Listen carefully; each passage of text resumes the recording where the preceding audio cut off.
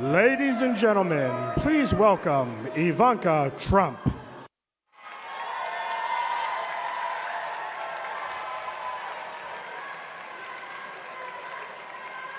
Welcome, everybody. Today, I have the honor of introducing a man who needs no introduction. His legend has been built, and his accomplishments are too many to name. That man is my father. Most people strive their entire lives to achieve great success in a single field. My father has succeeded in many, at the highest level and on a global scale. He's enjoyed success in a vast diversity of industries because the common denominator is him. His vision, his brilliance, his passion, his work ethic, and his refusal to take no for an answer. I've enjoyed the good fortune of working alongside my father for 10 years now, and I've seen these principles in action daily. I remember him telling me when I was a little girl, Ivanka, if you're gonna be thinking anyway, you might as well be thinking big. And that's how he approaches any task that he undertakes. He thinks big. My father has employed tens of thousands of people throughout his career, and he has inspired them to do extraordinary things. He has the strength to make hard decisions and motivate those around him to achieve the impossible. He is an optimist who chases big dreams and sees potential where others do not. He leads by example and will outwork anyone in any room. My father is the opposite of politically correct.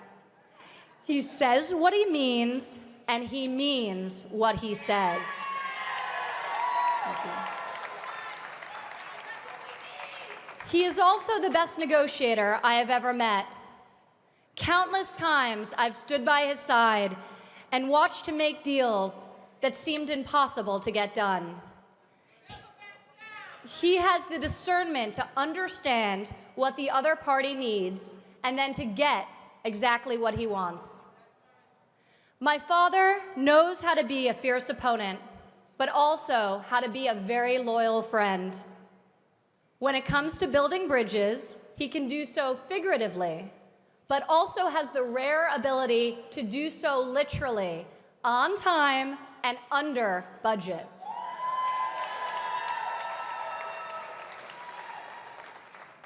Throughout his career, my father has been repeatedly called upon by local and federal government to step in and save long-stalled, grossly over-budget public projects.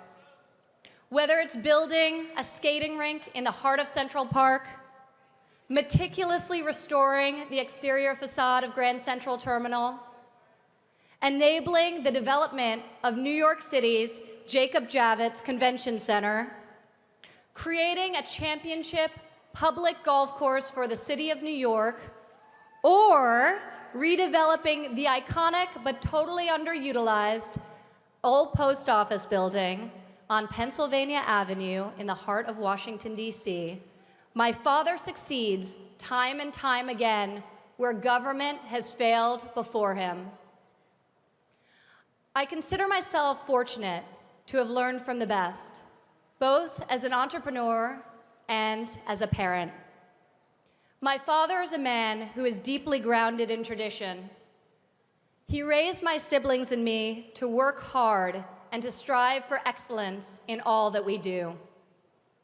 He taught us that we have a responsibility to make a positive contribution to society. Here today, my father is again leading me by example. My generation finds itself at a crossroads. Our leadership has been mired in bureaucracy of its own creation. If we don't adapt politically and economically, our country will be left behind. To address the many challenges we face, we don't need talk. We need action. We need execution. We need someone who is bold and independent, with a proven track record of successfully creating and building large and complex and complicated organizations, and in the process, enabling many, many Americans to better their lives. I can tell you that there is no better person than my father to have in your corner when you're facing tough opponents or making hard decisions. He is battle-tested. He is a dreamer, but perhaps more importantly, he is a doer. Ladies and gentlemen, it is my pleasure to introduce to you today a man who I have loved and respected my entire life, my father, Donald J. Trump. That is some group of people, thousands. So nice. Thank you very much. That's really nice. Thank you. It's great to be at Trump Tower. It's great to be in a wonderful city, New York. And it's an honor to have everybody here. This is beyond anybody's expectations. There's been no crowd like this. And I can tell you, some of the candidates, they went in, they didn't know the air conditioner didn't work. They sweated like dogs. They didn't know the room was too big because they didn't have anybody there. How are they going to beat ISIS? I don't think it's going to happen. Our country is in serious trouble. We don't have victories anymore.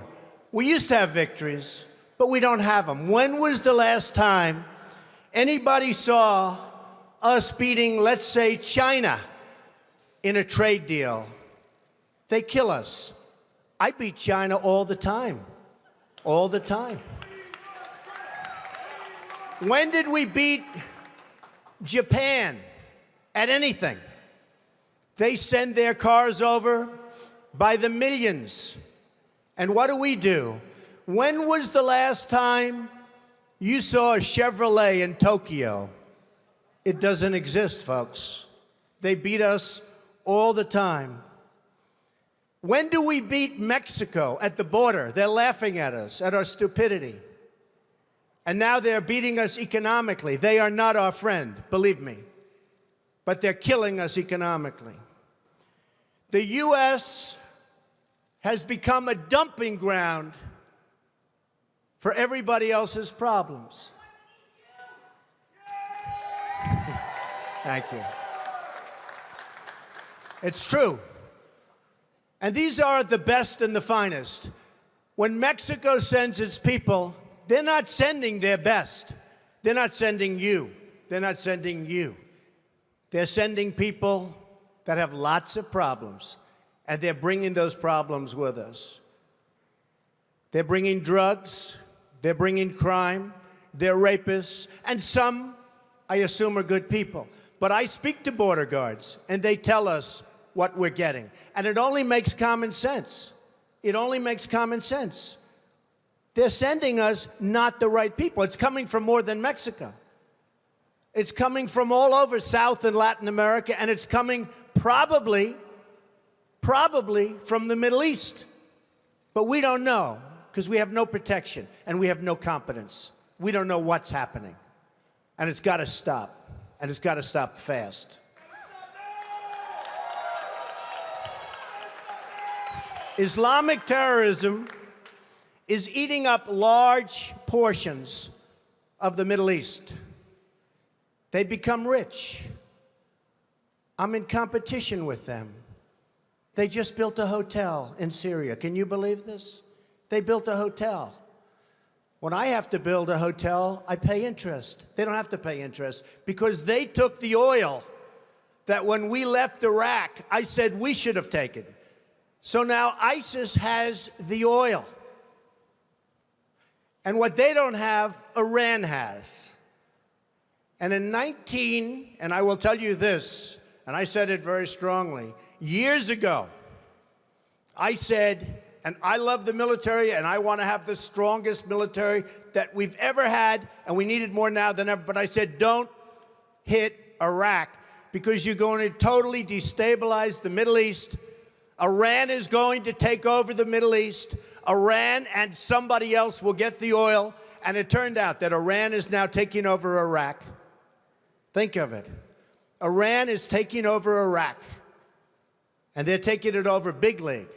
We spent $2 trillion in Iraq. $2 trillion. We lost thousands of lives, thousands in Iraq. We have wounded soldiers who I love. I love. They're great. All over the place. Thousands and thousands of wounded soldiers. And we have nothing. We can't even go there. We have nothing. And every time we give Iraq equipment, the first time a bullet goes off in the air, they leave it. Last week I read 2,300 Humvees. These are big vehicles were left behind for the enemy. 2,000, you would say maybe 2, maybe 4? 2,300 sophisticated vehicles they ran, and the enemy took them. You're right.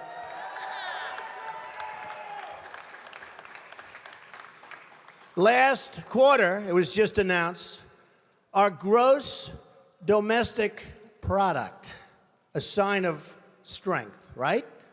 But not for us. It was below zero. Who ever heard of this? It's never below zero. Our labor participation rate was the worst since 1978. But think of it, GDP below zero. Horrible labor participation rate. And our real unemployment is anywhere from 18 to 20%. Don't believe the 5.6. Don't believe it. That's right, a lot of people up there can't get jobs. They can't get jobs because there are no jobs. Because China has our jobs, and Mexico has our jobs. They all have our jobs. But the real number is anywhere from 18 to 19 and maybe even 21%. And nobody talks about it because it's a statistic that's full of nonsense.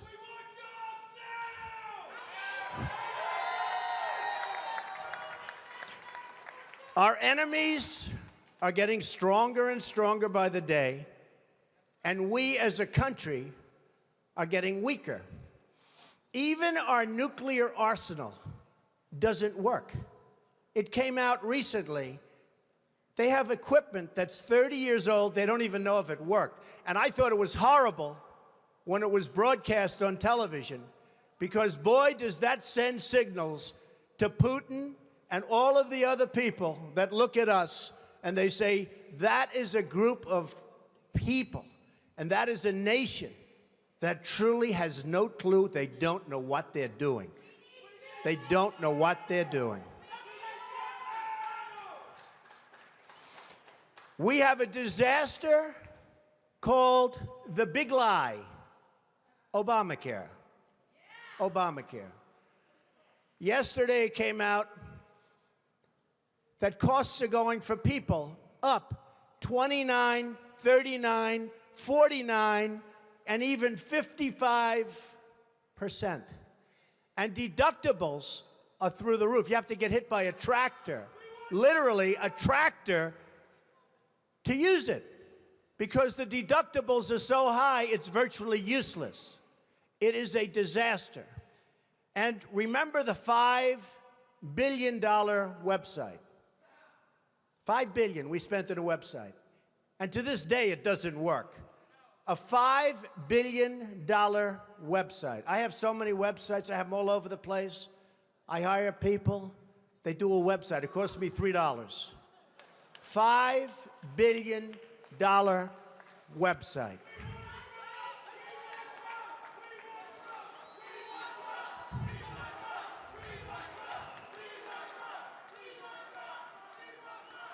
Well, you need somebody because politicians are all talk, no action. Nothing's going to get done. They will not bring us, believe me, to the promised land. They will not. As an example, I've been on the circuit making speeches, and I hear my fellow Republicans, and they're wonderful people. I like them. They all want me to support them. They don't know how to bring it about. They come up to my office. I'm meeting with 3 of them in the next week, and they don't know. Are you running? Are you not running? Could we have your support? What do we do? How do we do it? I like them. And I hear their speeches. And they don't talk jobs, and they don't talk China. When was the last time you heard China's killing us? They're devaluing their currency to a level that you wouldn't believe. It makes it impossible for our companies to compete. Impossible. They're killing us. But you don't hear that from anybody else. You don't hear it from anybody else. And I watch the speeches. Thank you. I watch the speeches of these people, and they say, the sun will rise, the moon will set, all sorts of wonderful things will happen. And people are saying, what's going on? I just want a job. Just get me a job. I don't need the rhetoric. I want a job. And that's what's happening. And it's going to get worse because remember, Obamacare really kicks in 2016. Obama is going to be out playing golf. He might even be on one of my courses. I would invite him. I actually would say. I have the best courses in the world, so I'd say, you know what, if he wants to, I have one right next to the White House, right on the Potomac. If he'd like to play, that's fine. In fact, I'd love him to leave early and play. That would be a very good thing. But Obamacare kicks in 2016. Really big league. It is going to be amazingly destructive. Doctors are quitting. I have a friend who's a doctor, and he said to me the other day, Donald, I never saw anything like it. I have more accountants than I have nurses. It's a disaster. My patients are beside themselves. They had a plan that was good. They have no plan now. We have to repeal Obamacare, and it can be replaced. And it can be replaced with something much better for everybody. Let it be for everybody, but much better and much less expensive for people and for the government. And we can do it.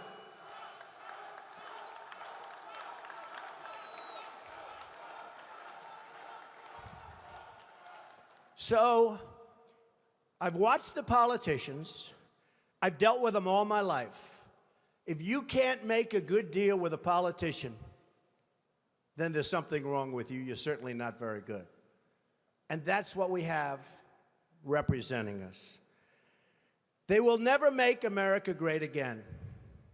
They don't even have a chance. They're controlled fully.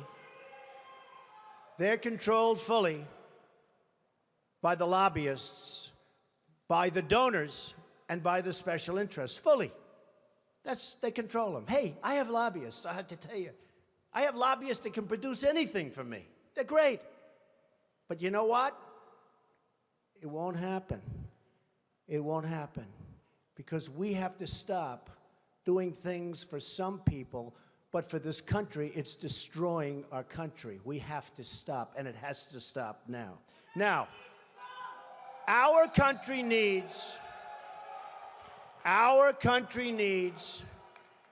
a truly great leader.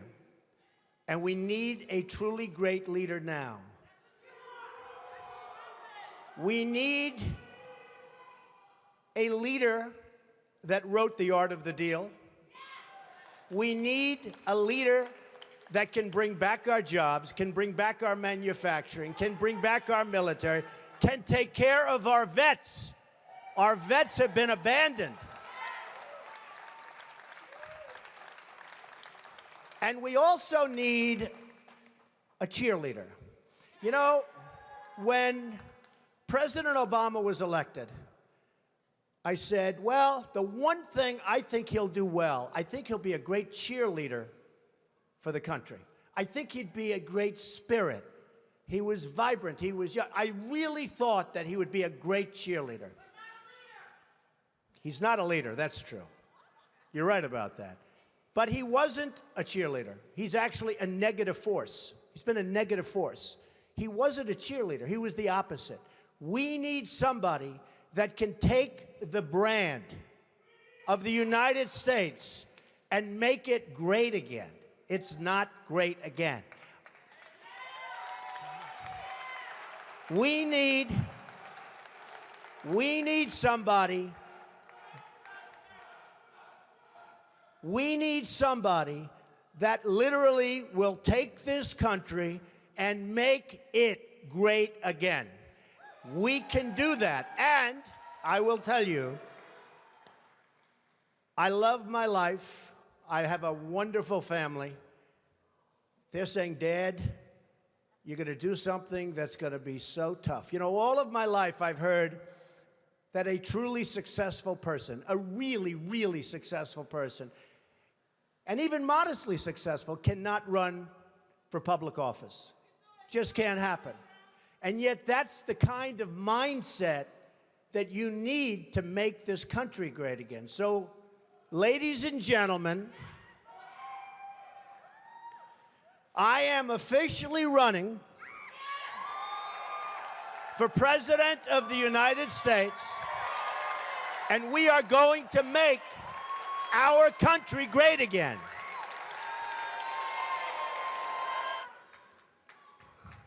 It can happen. Our country has tremendous potential. We have tremendous people. We have people that aren't working. We have people that have no incentive to work. But they're going to have incentive to work. Because the greatest social program is a job.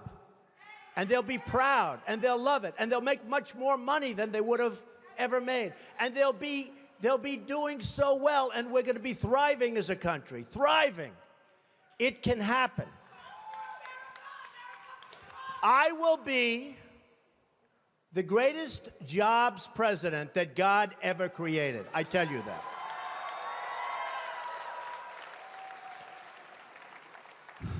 I'll bring back our jobs from China, from Mexico, from Japan, from so many places.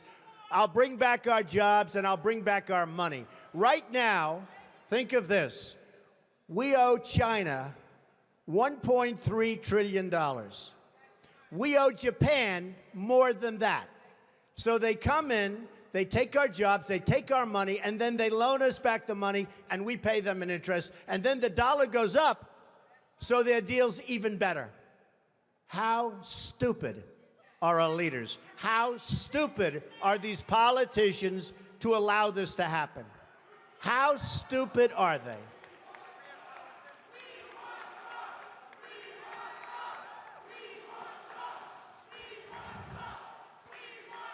I'm going to tell you, thank you. I'm going to tell you a couple of stories about trade, because I'm totally against the trade bill for a number of reasons. Number one, the people negotiating it don't have a clue. Our president doesn't have a clue. He's a bad negotiator. He's the one that did Bergdahl. We get Bergdahl, they get 5 killer terrorists that everybody wanted over there. We get Bergdahl, we get a traitor. We get a no-good traitor, and they get the 5 people that they wanted for years, and those people are now back on the battlefield trying to kill us. That's the negotiator we have. Take a look at the deal he's making with Iran. He makes that deal, Israel maybe won't exist very long. It's a disaster, and we have to protect Israel. But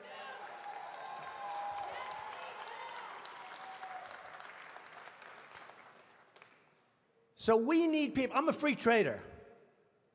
But the problem with free trade is you need really talented people to negotiate for you.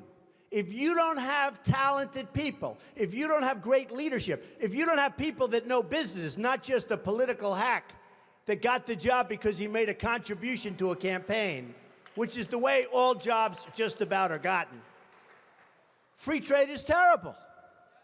Free trade can be wonderful if you have smart people. But we have people that are stupid. We have people that aren't smart. And we have people that are controlled by special interests. And it's just not going to work. So here's a couple of stories. Happened recently. A friend of mine is a great manufacturer. And you know, China comes over and they dump all their stuff. And I buy it. I buy it. Because frankly, I have an obligation to buy it. Because they devalue their currency so brilliantly. They just did it recently, and nobody thought they could do it again.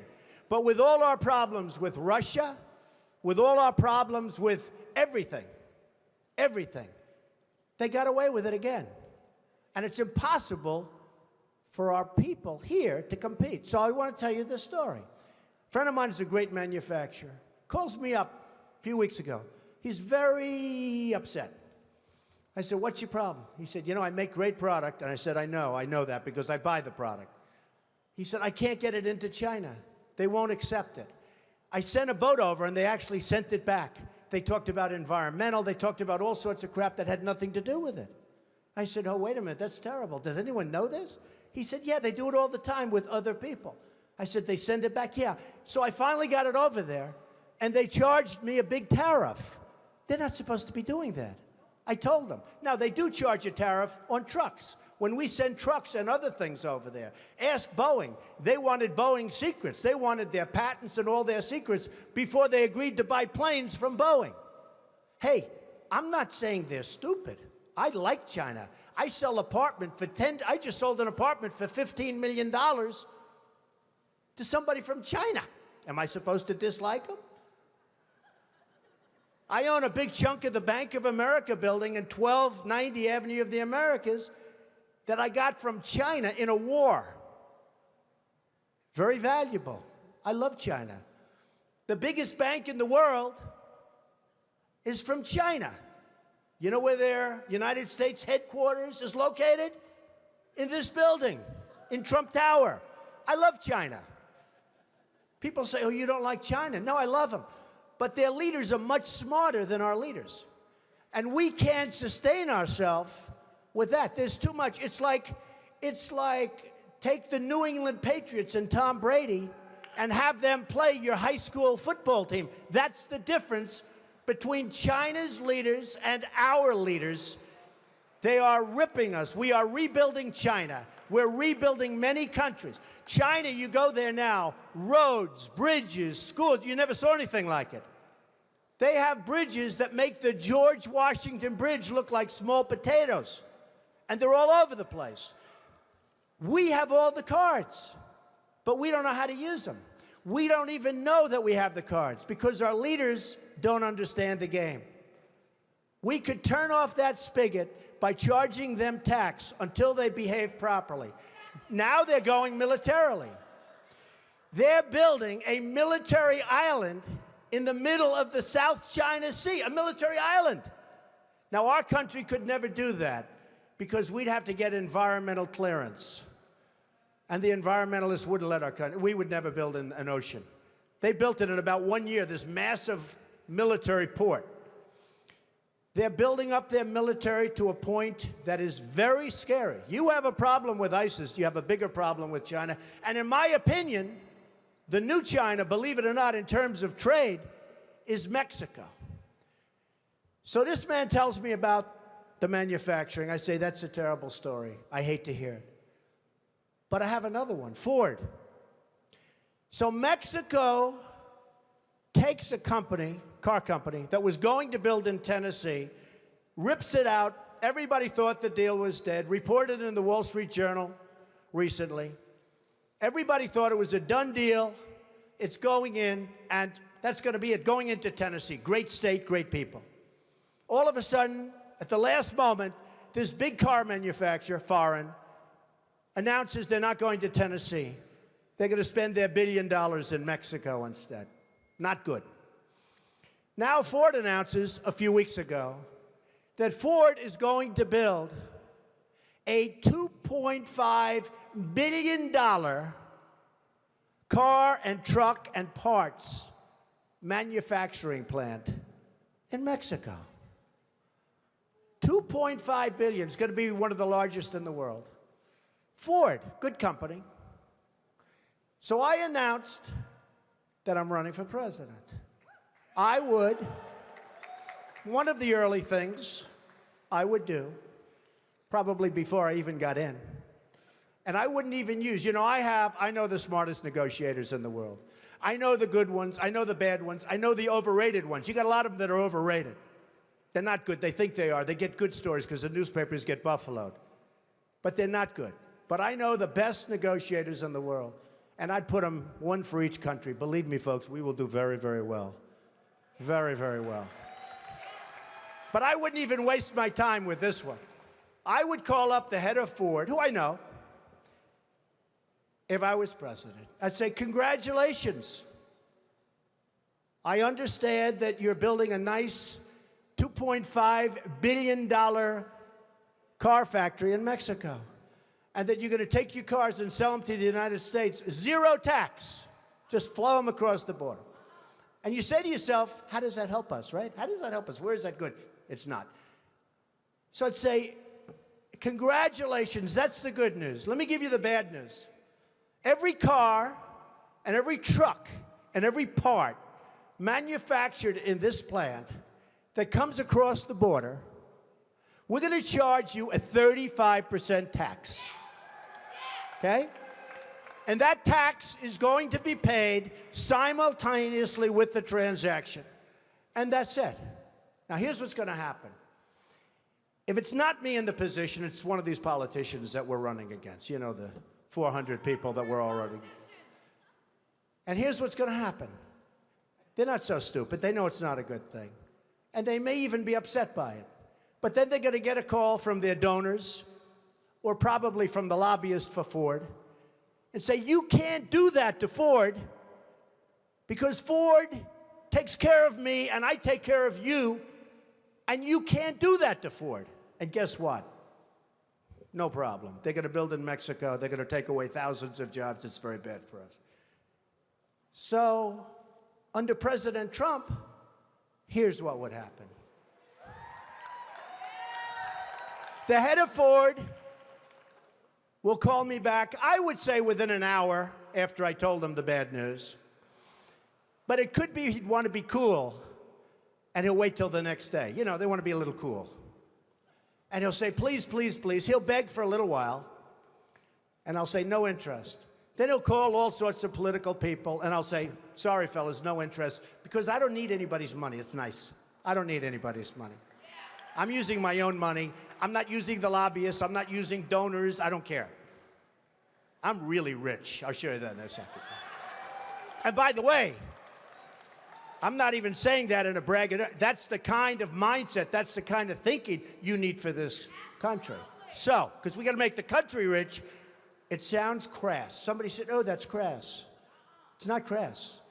We got 18 trillion in debt. We got nothing but problems. We got a military that needs equipment all over the place. We got nuclear weapons that are obsolete. We've got nothing. We got Social Security that's going to be destroyed if somebody like me doesn't bring money into the country. All these other people want to cut the hell out of it. I'm not going to cut it at all. I'm going to bring money in, and we're going to save it. But here's what's going to happen. After I'm called by 30 friends of mine who contributed to different campaigns, after I'm called by all of the special interests and by the donors and by the lobbyists, and they have zero chance at convincing me, zero. I'll get a call the next day from the head of Ford. He'll say, please reconsider. I'll say no. He'll say, Mr. President, we've decided to move the plant back to the United States. We're not going to build it in Mexico. That's it. They have no choice. They have no choice. There are hundreds of things like that. I'll give you another example. Saudi Arabia. They make $1 billion a day. $1 billion a day. I love the Saudis. Many are in this building. They make $1 billion a day. Whenever they have problems, we send over the ships. We're going to protect. What are we doing? They got nothing but money.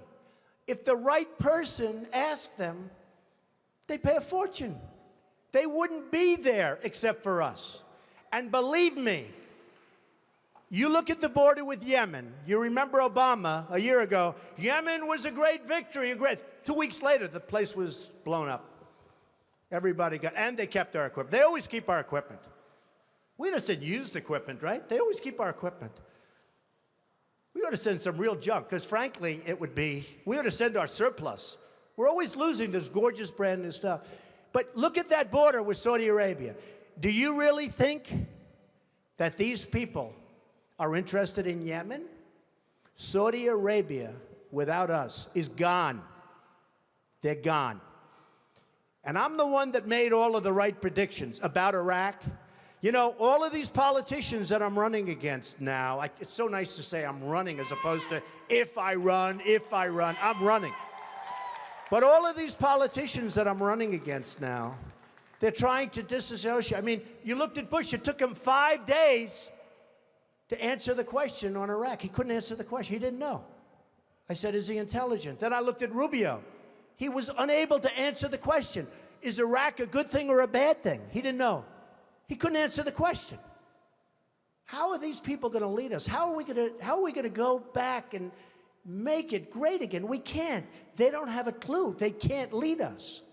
They can't. They can't even answer simple questions. It was terrible. But Saudi Arabia is in big, big trouble. Now, thanks to fracking and other things, the oil is all over the place. And I used to say it. There are ships at sea, and this was during the worst crisis, that were loaded up with oil. And the cartel kept the price up. Because again, they were smarter than our leaders. They were smarter than our leaders. There is so much wealth out there that can make our country so rich again, and therefore make it great again. Because we need money. We're dying. We're dying. We need money. We have to do it. And we need the right people. So, Ford will come back. They'll all come back. And I will say this.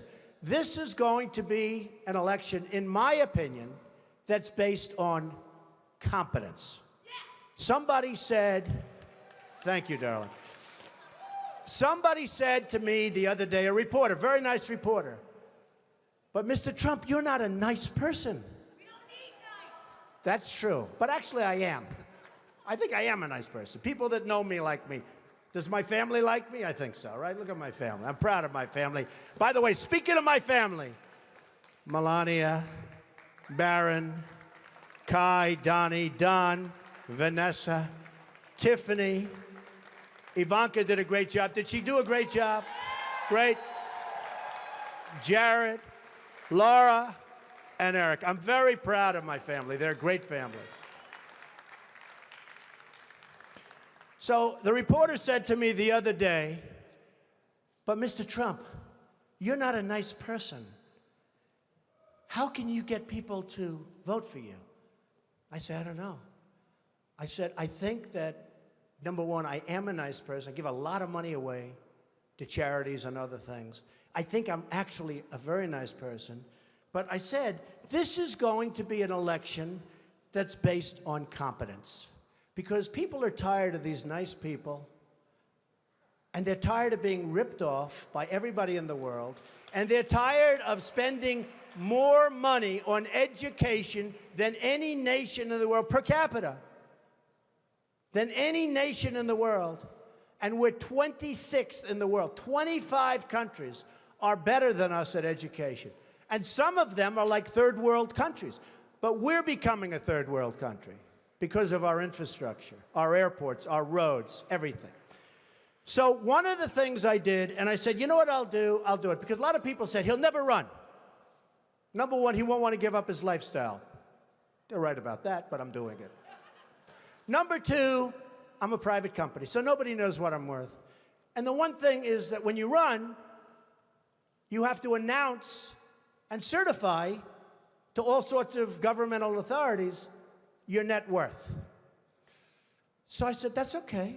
I'm proud of my net worth. I've done an amazing job. I started off, thank you. I started off in a small office with my father in Brooklyn and Queens.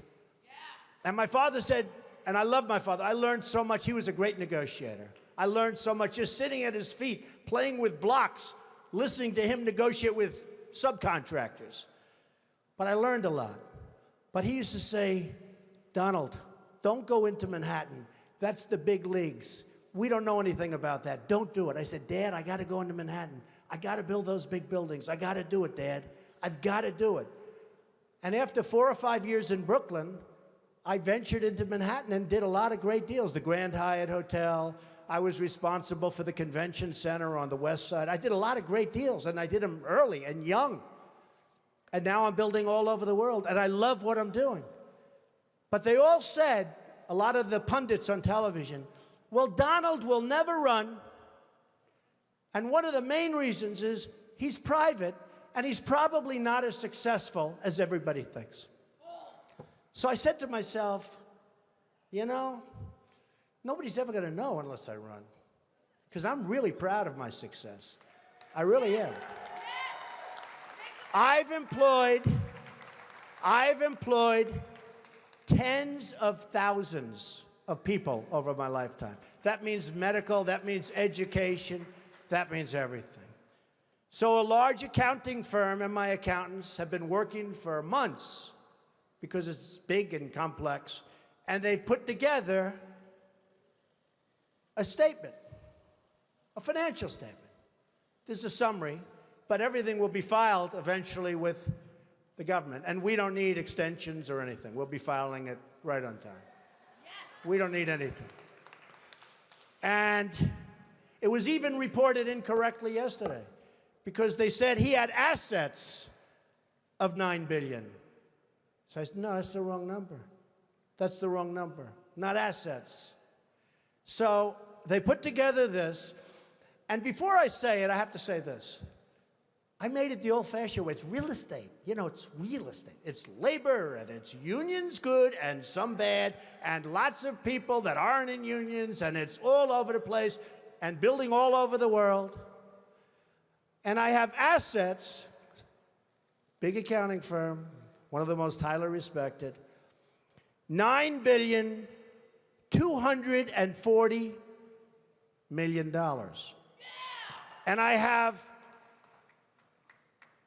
liabilities of about 500. That's long-term debt, very low interest rates. In fact, one of the big banks came to me and said, Donald, you don't have enough borrowings. Could we loan you $4 billion? I said, I don't need it.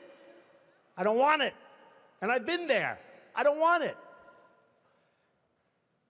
But in 2 seconds, they give me whatever I wanted. So I have a total net worth, and now with the increase, it'll be well over $10 billion.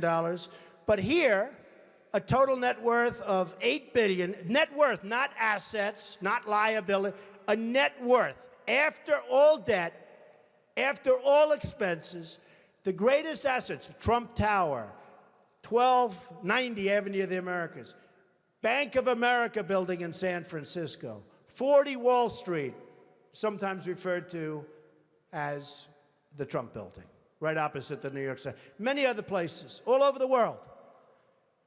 So the total is $8,737,540,000. Now, I'm not doing that to brag, because you know what? I don't have to brag. I don't have to, believe it or not. I'm doing that to say that that's the kind of thinking our country needs. We need that thinking. We have the opposite thinking. We have losers. We have losers. We have people that don't have it. We have people that are morally corrupt. We have people that are selling this country down the drain. So I put together the statement, and the only reason I'm telling you about it today is because we really do have to get going. Because if we have another 3 or 4 years, you know, we're at 18 trillion now. We're soon going to be at 20 trillion. According to the economists, who I'm not big believers in, but nevertheless, this is what they're saying, that 24 trillion, we're very close. That's the point of no return. $24 trillion. We will be there soon. That's when we become Greece. That's when we become a country that's unsalvageable. And we're going to be there very soon. We're going to be there very soon. Make America strong! So, just to sum up, I would do various things very quickly. I would repeal and replace the big lie Obamacare.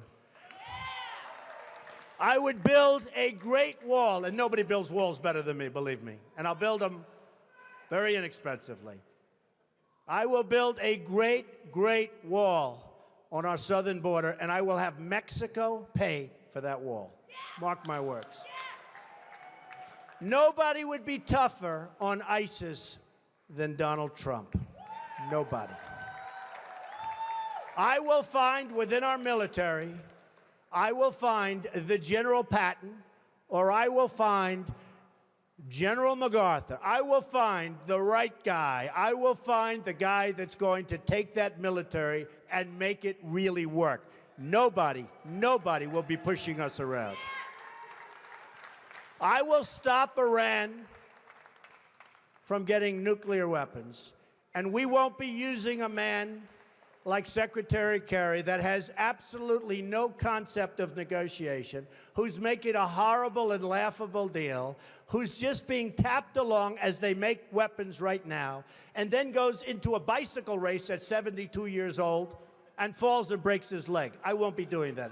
And I promise I will never be in a bicycle race, that I can tell you. I will immediately terminate President Obama's illegal executive order on immigration. Immediately. Fully support and back up the Second Amendment. Now, it's very interesting. Today I heard it. Through stupidity, in a very, very hardcore prison, interestingly named Clinton, two vicious murderers, two vicious people escaped, and nobody knows where they are. And a woman was on television this morning, and she said, "You know, Mr. Trump," and she was telling other people, and I actually called her, but she said, "You know, Mr. Trump, I always was against guns. I didn't want guns. And now, since this happened, it's up in the prison area, my husband and I are finally in agreement because he wanted the guns. We now have a gun on every table. We're ready to start shooting." I said, very interesting. So protect the Second Amendment. End Common Core. Common Core it is a disaster. Bush is totally in favor of Common Core. I don't see how he can possibly get the nomination. He's weak on immigration. He's in favor of Common Core. How the hell can you vote for this guy? You just can't do it. We have to end. Education has to be local. Rebuild the country's infrastructure. Nobody can do that like me, believe me. It will be done on time, on budget, way below cost, way below what anyone ever thought. I look at these roads being built all over the country, and I say, I can build those things for 1/3. What they do is unbelievable. How bad?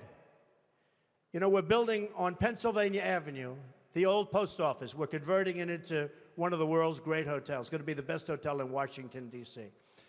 We got it from the General Services Administration in Washington. The Obama administration, we got it.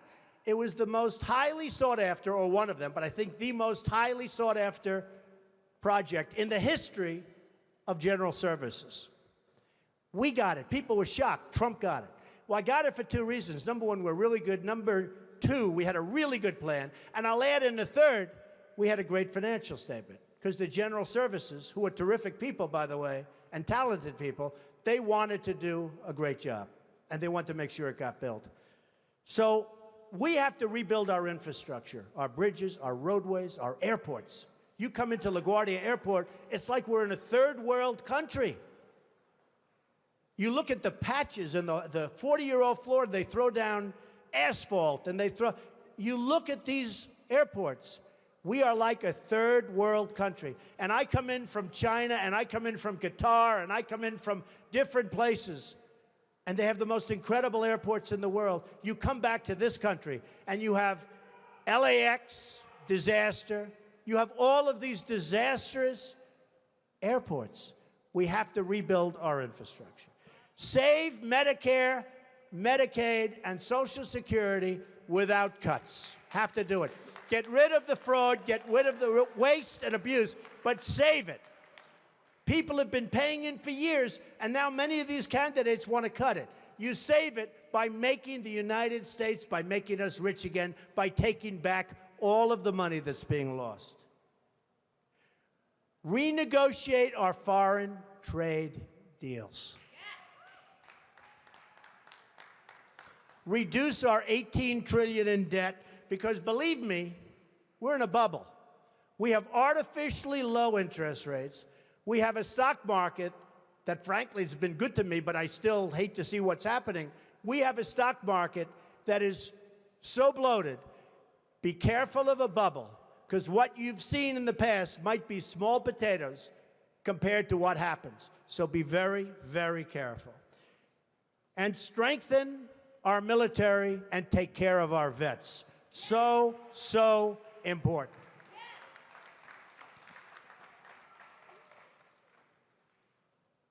Sadly, the American dream is dead. But if I get elected president, I will bring it back bigger and better and stronger than ever before, and we will make America great again. Thank you. Thank you very much.